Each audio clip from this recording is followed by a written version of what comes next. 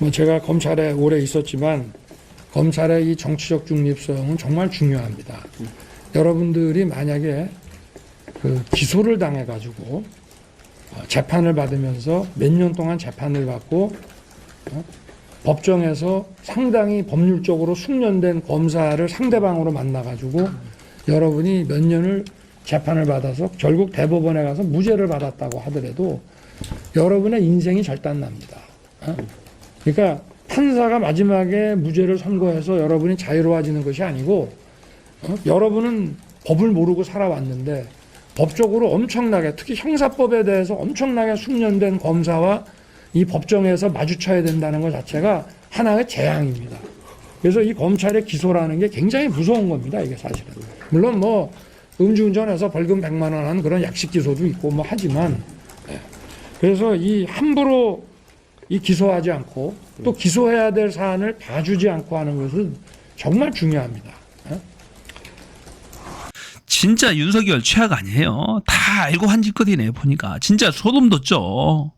자, 검찰에 기소되면 그 수사받고 그 정신적으로 얼마나 힘들고 황폐화 되겠어요. 게다가 변호사 비용은 얼마나 많이 들겠습니까?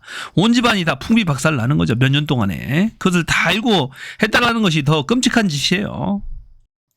지금 대한민국은 완전히 검찰이 지배하는 나라입니다. 검찰 쿠데타, 검찰 내란에 가까운 수준이죠. 이거 다 처벌해야 될 수준인데요. 윤석열은 이미 예전부터 이 검찰 독재의 위험성에 대해서 알고 있었던 거죠. 죄가 없는 사람도 기소를 해서 괴롭히면 대법원에서 무죄가 나더라도 패가 망신한다라는 것을 아는 거죠. 이재명 대표의 경우가 대표적인 경우죠. 죄 없는 이재명 대표한테 10여 가지의 죄목을 씌워서 재판도 한 뭐 10여 개로 쪼개가지고 아예 법정에 거의 일주일에 두세 번 정도 계속해서 법정에 출석해서 법정에 가둬놨습니다. 이것은 이제 법정 연금 상태로 가는데, 윤석열 정권이 원하는 것이 이런 거였죠. 이러다가 하나만 걸려라. 100만 원짜리 공직선거법 하나만 걸려라. 그러면 너 다음번에 대통령 선거 못 나간다. 이런 겁니다. 일종의 합법을 가정한 검찰 쿠데타죠. 자신들이 원하는 세력들을 차기 대통령에 앉힐 수 있다는 얘기예요. 유력한 대선 주자를 하나씩 제거함으로써 자신들이 원하는 검찰 권력을 차기 대권에 대통령으로 앉힐 수 있다는 겁니다. 이게 바로 쿠데타죠. 이게 바로 연성 쿠데타입니다. 반드시 역사적으로 단죄를 해야 합니다. 뭐 예를 들면 권력자에게 좀 마음에 안 든다고 해서 그냥 거의 뭐 인사를 그냥 학살 인사식으로 해버리고 이거는 그 자체가 범죄를 은폐하는 것이고 범죄를 은폐하는 것은 그 범죄보다 더 나쁜 겁니다. 이게.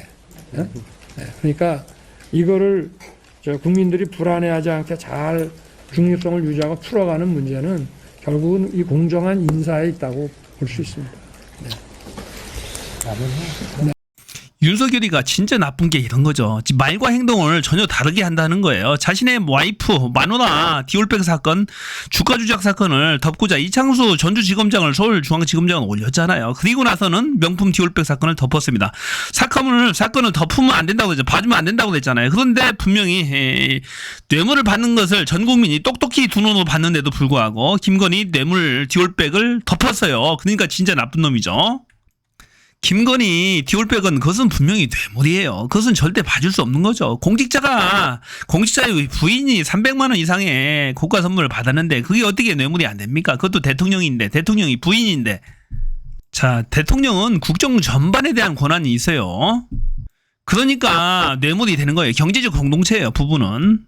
그게 윤석열의 말이었잖아요. 여기는 한남동에서 한동훈 대표 지금 채권으로 활동하고 있는 분에게 전화를 해가지고 당신은 왜 지금 거기 있냐? 외국으로 좋은 자리 마련할 테니까 갔다 와라. 빨리 좀 거기서 나와라. 그렇게 얘기를 하고 있다고 그러더라고요. 그러니까 한남동이 아직도 인사와 관련해서는 여러 가지 권한을 많이 갖고 있는 것 같아요. 한동훈 대표 측근한테. 그분 혹시 뭐 성씨가 특이합니까? 끝나고 말씀드리는데 저는 참 기가 막힌 게 뭐냐면 당에 있는 사람이야? 아니면 어디에 있는 사람? 한동훈 측근이면 당에 있는 사람이죠. 정직자.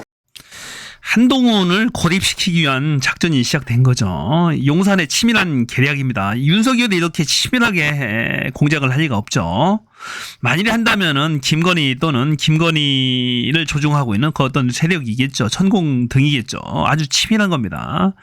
그러니까 대통령의 권한을, 인사 권한을 폭넓게 활용해서 한동훈의 측근들을 하나씩 빼내기 작업을 하고 있는 거죠. 정말로 치졸하고 더러운 거죠. 꼼꼼한 공작이죠. 역시 건의스럽네요.